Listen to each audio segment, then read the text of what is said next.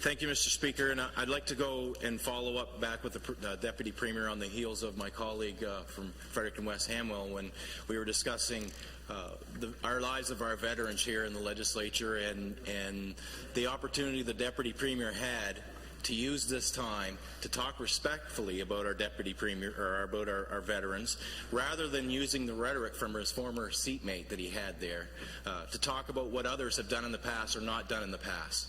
Mr. Speaker, he should be ashamed of himself.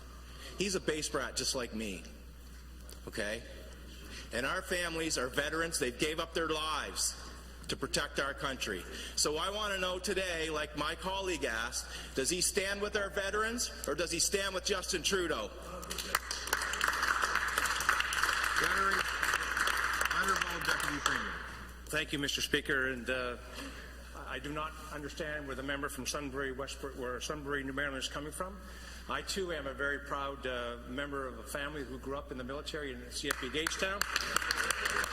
I take very pride in the fact that my father served for 33 years and we were stationed in Ormoncton my whole career. I continue to thank the members of our military, both foreign and domestic, and we continue to thank them for the service they provide. And we want to focus on their families. Their families should have better health care, to have better education, and to have better employment here, while their members, their family members, are away serving and helping the freedoms of this country. So for the member of the opposite say that I don't take pride in the military, we certainly do all across this side, as we have mentioned many, many times. We've even taken our caucus to see the Colonel down at CFB Gagetown so he could show for those who might not understand the military life, but I sure do, Mr. Speaker. Thank you. Member for New Maryland Sunbury. Mr. Speaker, it's a simple yes or no answer. Does he stand with the veterans and their health care, or does he stand with Justin Trudeau? The Honourable Deputy Premier.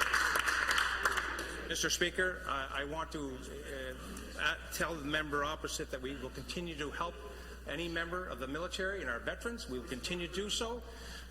Again, we have spoken with our Member of Parliament here in the Fredericton area, and we will continue to fight for those, our military families and our veterans. And I'm very proud to be a person that has lived and seen the life of the military families, of what the men and women do to sacrifice each and every day to keep our freedoms of this wonderful country that we live in, both foreign and domestic. And I can tell you that anything, our door is always open. We continue to meet with our veterans. We continue to meet with our Legion members.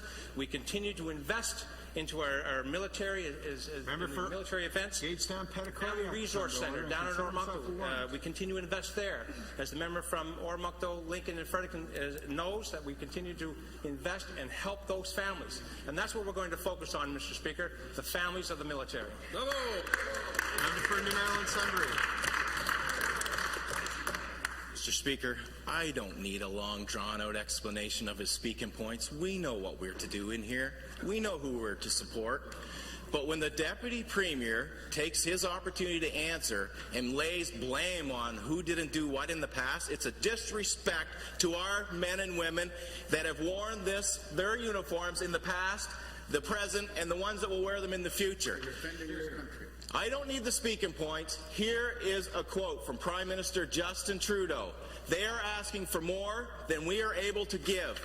Does the Deputy Premier believe that Justin Trudeau is right, or is he going to stand up for the veterans of this country?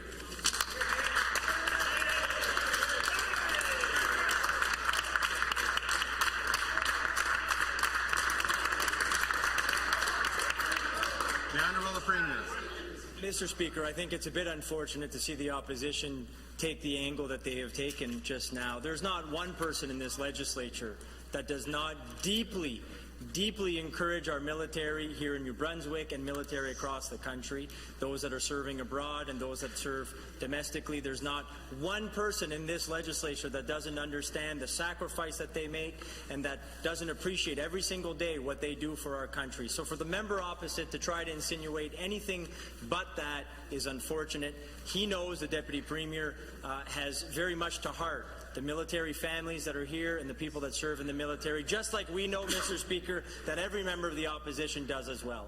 So I would certainly encourage the opposition to try to keep the level of debate at a higher decorum, Mr. Speaker, respecting all the legislatures in this room.